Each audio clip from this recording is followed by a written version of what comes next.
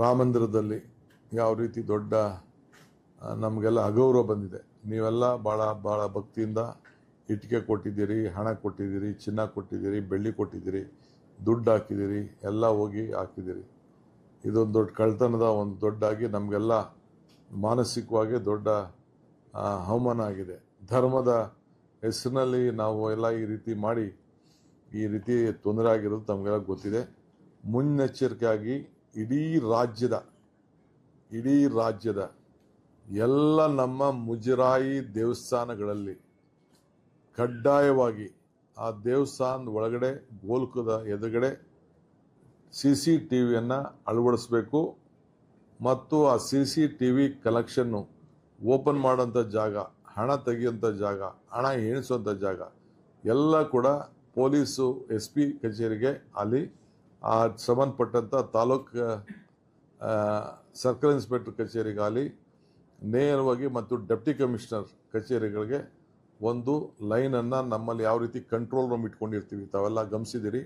Traffic ವಿಚಾರದಲ್ಲಿ ಒಂದು control room dash board ಹಾಕಿರ್ತೀವಲ್ಲ, ಆ ರೀತಿ ನೀವೆಲ್ಲ ಮಾಹಿತಿಯನ್ನು ನಮ್ಮ ಸರ್ಕಾರದ ಯಾವುದಾದ್ರು ದೇವಸ್ಥಾನಗಳು ಮುಜರಾಯಿ ಇಲಾಖೆ ಇದೆ, ಎಲ್ಲೇ ಮುಜರಾಯಿ ದೇವಸ್ಥಾನ ಇಲಾಖೆ ಇರದೆ ದೊಡ್ಡ ದೇವಸ್ಥಾನ ಅಲ್ಲಿ ಕಂಪಲ್ಸರಿ ಒಂದು CCTV ಕ್ಯಾಮ್ರಾವನ್ನು ಇಡಬೇಕು. ಪ್ರತಿಯೊಂದು ಹಣ ಕಲೆಕ್ಟ್ ಮಾಡುವಾಗ, ಕೂಡಿಸುವಾಗ, ಬೀಗ ತೆಗೆಯುವಾಗ, ಬೀಗ ಮುಚ್ಚುವಾಗ ಯಾವಾಗಲೂ ಕೂಡ 24/7 ಆ ಕ್ಯಾಮ್ರಾ ಆನ್ ಆಗಿರಬೇಕು. ಅದಕ್ಕೆ ಸೂಕ್ತವಾದಂಥ ವ್ಯವಸ್ಥೆಯನ್ನು ಮಾಡಬೇಕು ಅಂತೇಳಿ ಅವ್ರಿಗೆ ಮಾರ್ಗದರ್ಶನವನ್ನು ಕೊಟ್ಟಿದ್ದೇನೆ.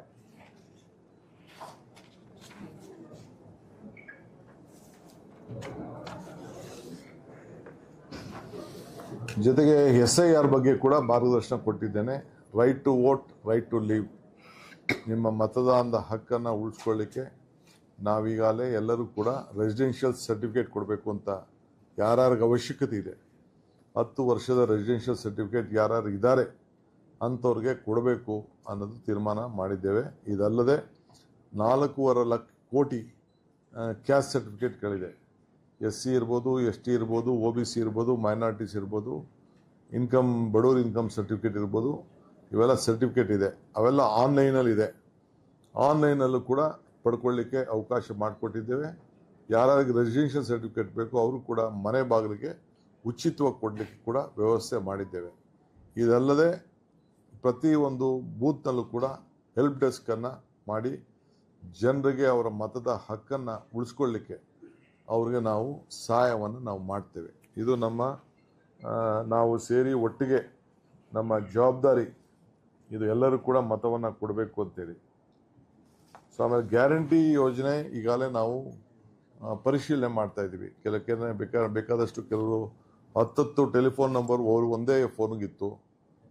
ಒಂದು 5-6-10 ಅಕೌಂಟ್ಗೆ ಒಬ್ಬರಿಗೆ ಹಣ ಹೋಗ್ತಾ ಇತ್ತು. ಇವೆಲ್ಲ ಕೂಡ ನಮ್ಮ CAG ರಿಪೋರ್ಟಲ್ಲಿ ನಮಗೆ ವರದಿ ಬಂದಿದೆ. ಇದನ್ನೆಲ್ಲ ಪರಿಶೀಲನೆ ಮಾಡ್ತಾ ಇದ್ದೀವಿ.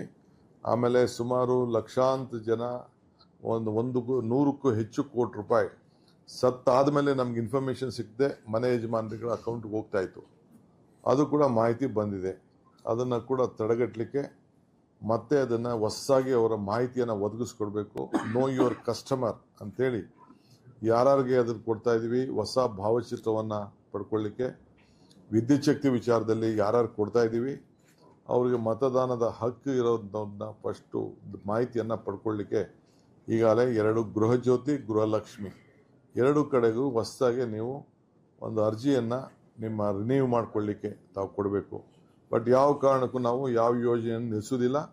ಎಲ್ಲ ಅರ್ಹ ಫಲಾನುಭವಿಗಳಿಗೆ ಇದನ್ನು ಕೊಡಲಿಕ್ಕೆ ನಾವು ಕ್ರಮವನ್ನು ಕೈಗೊಳ್ತಾ ಇದ್ವಿ. ನಮ್ಮ ಯೋಜನೆ ಮುಂದುವರಿತದೆ. ಸಿದ್ದರಾಮಯ್ಯನವರ ಸರ್ಕಾರದಲ್ಲಿ ನಾವೆಲ್ಲ ಸೇರಿ ಏನು ತೀರ್ಮಾನ ಮಾಡಿದ್ದೋ ಯಾವ ಕಾರ್ಯಕ್ರಮ ಕೂಡ ನಿಲ್ಲಿಸುವಂಥ ಪ್ರಶ್ನೆ ಇಲ್ಲ. ಎಲ್ಲರೂ ಕೂಡ ಮುಂದುವರಿತದೆ.